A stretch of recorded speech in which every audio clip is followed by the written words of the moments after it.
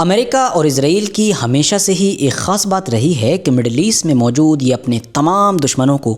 ایک ساتھ کبھی بھی ختم کرنے کی کوشش نہیں کرتے ہیں، بلکہ ہر دشمن کا نمبر باری باری سے آتا ہے۔ کبھی صدام حسین کا نمبر آتا ہے، کبھی غدافی کا نمبر آتا ہے، تو کبھی سیریا کے جو بشار الاسد ہیں ان کا نمبر آتا ہے۔ ایک اور خاص بات یہ بھی ہے کہ ان تمام دشمنوں کو جب الگ الگ باری باری سے ختم کیا جا رہا ہوتا ہے تو ان میں سے ہر دشمن کو بھی ایک ہی بار میں ختم نہیں کیا جاتا ہے، بلکہ کئی الگ الگ اسٹیجز میں، کئی الگ الگ ٹکڑوں میں ختم کیا جاتا ہے۔ چاہے صدام حسین کا میٹر اٹھا لیجئے یا غدافی کا یا پھر بشار الاسد کا، ہر کیس میں آپ کو یہ الگ الگ ٹکڑوں میں ان دشمنوں کو ختم کرنے کا پیٹرن نظر آئے گا۔ ان میں سے ہر کسی کے ساتھ کبھی تو الگ الگ موقعوں پر کئی الگ الگ بار جنگیں کی گئیں، کبھی الگ الگ طرح کے ان کے اوپر سینکشنز لگائے گئے، کبھی الگ الگ موقعوں پر ان سے جڑی ہوئی جو ان کی سب سے بڑی طاقتیں تھیں ان کو ختم کیا گیا، اور پھر آخر میں جب ان کو یہ محسوس ہو گیا کہ اس بڑی طاقت کا، اس ہمارے دشمن کا سب کچھ ختم ہو چکا ہے اور بس یہ صرف کھڑا ہوا ہے، تو آخر میں بس ایک دھکا دے دیا اور وہ دشمن خود بخود ختم ہو گیا۔ اور بالکل یہی پیٹرن الگ الگ اسٹیجز میں کسی بھی طاقت کو ختم کرنے کا جو ایک طریقہ ہے، ہم کو ایران کے کیس میں بھی استعمال ہوتا ہوا نظر آتا ہے۔ ایران کے اوپر پچھلے 40-45 سال سے امریکہ اور اسرائیل نے دنیا کے سب سے کٹھور سینکشنز لگائے، حالانکہ اس کے باوجود بھی ایران ان سینکشنز کو جھیل گیا۔ اس کے بعد پھر ہم نے دیکھا کہ 2025 جون کے مہینے میں تو اسرائیل نے امریکہ کی مدد سے ڈائریکٹ ایران کے اوپر حملہ ہی کر دیا۔ یہ پہلی جنگ کا آغاز تھا۔ یہ جنگ 12 دن چلی، حالانکہ ایران اس جنگ کو بھی جھیل گیا۔ اس کے بعد پھر اگلا سال آیا 2026، اور اس میں فروری کے بالکل آخر میں سب سے بڑی جنگ کا آغاز کیا گیا۔ دونوں نے مل کر کھلے عام حملہ کیا، اور یہ سب سے خونی جنگ تھی ابھی تک کی۔ یہ ایسی جنگ ثابت ہوئی کہ جس نے صرف ایران نہیں، مڈل ایسٹ نہیں، بلکہ پوری کی پوری دنیا کو ہلا کر رکھ دیا۔ مگر اس کے باوجود بھی ایران اس جنگ کو جھیل گیا۔ اور اب یہ دونوں ہی بڑی طاقتیں کہ امریکہ اور اسرائیل کے جنہوں نے ایک کے بعد ایک ایران کے خلاف 2 بڑی جنگوں میں ناکامی کا سامنا کیا ہے، ان دونوں بڑی طاقتوں کی نظر اب ایران کی ایک بہت ہی قیمتی اور طاقتور چیز پر ہے، کیونکہ ان دونوں کی ہی یہ تمنا ہے کہ ویسے تو ہر جگہ پر ناکامی ہی فیس کرنی پڑی ہے، مگر جاتے جاتے اب اس قیمتی چیز پر ہی ہاتھ صاف کر لیا جائے، یہیں پر ہی کوئی کامیابی حاصل کر لی جائے۔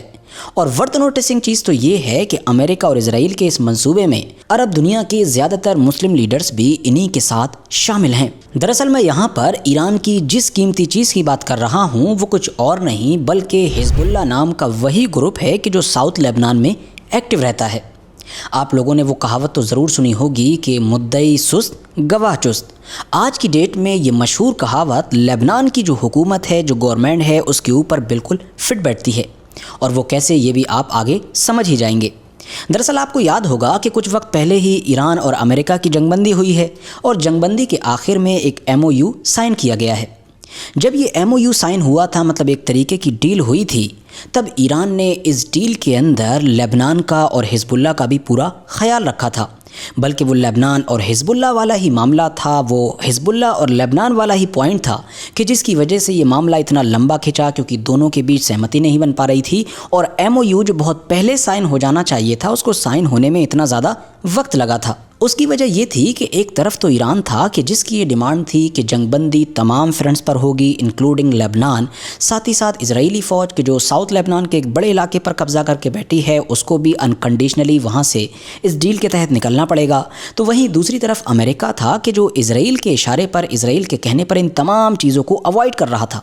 اس کی یہ خواہش تھی کہ ایران کے ساتھ تو ڈیل کر لی جائے، یہاں پر جنگ بندی ہو جائے، مڈل ایسٹ میں شانتی ہو جائے، مگر جو لبنان ہے اس میٹر کو بالکل سیپریٹ رکھا جائے، بلکہ جنگ بندی کے بعد بھی اسرائیل جب تک چاہے وہاں پر بیٹھا رہے، اور جس طریقے سے وہ لگاتار حملے کر رہا ہے ویسے ہی حملے کرتا رہے۔ مگر جیسا کہ ہم جانتے ہیں کہ آخر میں امریکہ کو ایران کی یہ بات ماننی ہی پڑی تھی، اور اس MOU کے اندر لبنان کے معاملے کو بھی شامل کر لیا گیا تھا۔ اس میں امریکہ اور ایران کے بیچ یہ طے پایا تھا کہ آل فرنٹس پر جنگ بند ہوگی انکلوڈنگ لبنان، اور اسرائیلی فوج کے جو ساؤتھ کے علاقے پر قبضہ کر کے بیٹھی ہے اس کو بھی وہاں سے نکلنا پڑے گا انکنڈیشنلی۔ مگر جیسا کہ ہم جانتے ہیں کہ پھر اسرائیل نے ان تمام چیزوں کو ماننے سے ہی انکار کر دیا، وہ وہی کرتا رہا کہ جو اس کو کرنا تھا، ایون امریکہ کے جس کی سپورٹ سے ہی وہ یہ سب کچھ کرتا ہے، اس نے بھی انڈائریکٹلی یا پھر ڈائریکٹلی کبھی دبے الفاظوں میں تو کبھی کھلے الفاظوں میں اسرائیل کے اوپر پریشر بنانے کی کوشش کی، مگر اس نے امریکہ کی بھی ایک نہ سنی اور وہ وہاں پر حملے بھی کرتا رہا، بلکہ اس نے وہ حملے بڑھا دیے اور قبضہ تو ابھی تک جاری ہی ہے۔ But to some of these cabinet members in Israel who are attacking the President of the United States, the other thing that I would say is that over the last 3 months, 2/3 of the defensive weapons that have protected your homeland have been built by American hands and paid for by American tax dollars. The problem for Israel is not Donald J. Trump. And anybody in Israel who thinks their biggest problem is the President of the United States needs to wake up and smell the reality of the situation that country is in. اب تھوڑا آگے بڑھتے ہیں اور پھر کیا ہوتا ہے؟ پھر یہ ہوتا ہے کہ اسی فرائیڈے کے دن اسرائیل اور جو لبنان کی حکومت ہے اس کے بیچ ایک فریم ورک سائن ہونے کی خبریں آتی ہیں۔ آسان زبان میں کہیں تو جنگ بندی کے لیے ایک ڈیل ہونے کی خبریں آتی ہیں کہ جو امریکہ کے دوارا کرائی گئی ہے، مطلب امریکہ اس میں بچولیا تھا۔ اب اس ڈیل کے بارے میں سب سے مذاقیہ بات تو یہ ہے کہ اس ڈیل کے اندر سے حزب اللہ پوری طریقے سے غائب ہے، مطلب وہ ٹیبل پر تھا ہی نہیں اور نہ ہی اس کو کسی بھی طریقے سے کوئی پارٹی بنایا گیا ہے۔ اب آپ ذرا خود ہی سوچئے کہ ساؤتھ لبنان کے اندر جو لمبے وقت سے یہ جنگ وغیرہ چل رہی ہے، یہ کس کے بیچ چل رہی ہے؟ یہ اسرائیل اور حزب اللہ کے بیچ چل رہی ہے۔ جنگ بندی ہوگی بھی تو کون کرے گا؟ ظاہر ہے اسرائیل کرے گا اور حزب اللہ کرے گا، مگر اس ڈیل کے اندر سے حزب اللہ ہی غائب ہے۔ اس ڈیل میں ایک طرف اسرائیل تو موجود ہے، مگر دوسری طرف حزب اللہ کی بجائے لبنان کی گورنمنٹ ہے، وہ گورنمنٹ کہ جس کے پاس نہ تو کوئی خاص طاقت ہے اور نہ ہی اس کا کوئی اثر وغیرہ ہے، بلکہ اس گورنمنٹ کے اوپر یہ الزام لگتا ہے کہ یہ پرو امریکہ اور پرو اسرائیل ہے، وہی سب کچھ کرتی ہے کہ جو اسرائیل کے فائدے میں ہوتا ہے، نہ کہ لبنان کے فائدے میں ہوتا ہے۔ بلکہ یہ گورنمنٹ وہاں پر بنی ہوئی اور ٹکی ہوئی بھی اسی لیے ہے کیونکہ امریکہ نے اس کو سپورٹ دے رکھا ہے۔ اب بات کریں ڈیل کی، تو جہاں ایک طرف ایران اپنی والی ڈیل میں امریکہ سے یہ منوانے میں کامیاب ہو گیا تھا کہ یہاں پر پوری طریقے سے جنگ بندی ہوگی اور اسرائیل کی فوج کو انکنڈیشنلی بنا کسی شرط کے یہاں سے نکلنا پڑے گا، ساؤتھ لبنان کو خالی کرنا پڑے گا، تو وہیں دوسری طرف اب یہ جو نئی ڈیل ہوئی ہے اس کے اندر اس طرح کی کوئی بھی چیز نہیں ہے، بلکہ اس میں کچھ نئی چیزیں ڈالی گئی ہیں۔ اس ڈیل کے مطابق سب سے پہلے تو جو لبنان کی حکومت ہے وہ حزب اللہ کو ڈس آرم کرے گی، مطلب ان سے ہتھیار لے گی۔ اس کے بعد کیا ہوگا؟ اس کے بعد بھی اسرائیلی آرمی یہاں سے جائے گی نہیں، بلکہ لبنان کی گورنمنٹ کو باری باری سے اپنی جو لبنان کی آرمی ہے اس کو ساؤتھ کے علاقے میں تعینات کرنا ہوگا۔ جس علاقے میں یہ لبنان کی آرمی تعینات ہوتی جائے گی، اس علاقے سے اسرائیل واپس اپنی فوج کو پیچھے کھینچتا جائے گا۔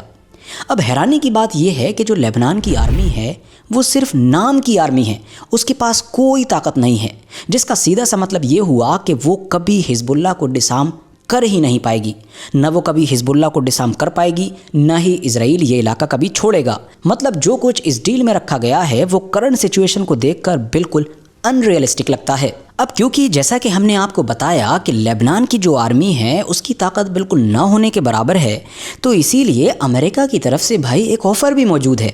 آفر یہ ہے کہ ممکن ہے کہ امریکہ اب لبنان کی جو حکومت ہے اس کو اپنی آرمی کو طاقتور بنانے کے لیے فنڈنگ دے گا، بہت سارا پیسہ دے گا، ہتھیار دے گا، اس کے علاوہ ٹریننگ بھی دے گا۔ دوسرے شبدوں میں آپ اس کا مطلب سمجھ پا رہے ہیں؟ اس کا مطلب یہ ہے کہ لبنان کے اندر سول وار کا میدان تیار کیا جا رہا ہے۔ حزب اللہ اور لبنان کی آرمی دونوں کے دونوں جو لوگ لبنان سے ہی بلونگ کرتے ہیں وہ ایک دوسرے کے اوپر ہتھیار اٹھائیں گے، ایک دوسرے کے خلاف لڑائی لڑیں گے، اور ایسا ہونے پر کس کی خواہش پوری ہو رہی ہوگی، کس کے دل کو ٹھنڈک مل رہی ہوگی، یہ مجھے یہاں پر آپ کو بتانے کی ضرورت نہیں ہے۔ ویسے یہاں پر ایک اور بھی پاسبلٹی ہے، وہ پاسبلٹی یہ ہے کہ پچھلے کچھ دنوں سے یہ نوٹس کیا گیا ہے کہ ڈونالڈ ٹرمپ کی زبان پر سیریا کے جو احمد الشرع ہیں ان کا نام کچھ زیادہ ہی دکھائی دے رہا ہے۔ کئی موقعوں پر یہ نوٹس کیا گیا کہ ڈونالڈ ٹرمپ اپنی بار بار ناراضگی ظاہر کر رہے ہیں اس بات کو لے کر کہ اسرائیل نے جس طریقے سے لبنان کے اندر جنگ لڑی، جس طریقے سے اتنی زیادہ تباہی مچانے کے باوجود بھی حزب اللہ کے خلاف اسرائیل کامیاب نہیں ہو سکا، اس چیز نے ڈونالڈ ٹرمپ کو بہت زیادہ ناراض کیا ہے۔ اور ڈونالڈ ٹرمپ کا یہ کہنا ہے کہ اسرائیل کے بجائے یہ کام سیریا کے احمد الشرع اور ان کی آرمی کو دینا چاہیے تھا۔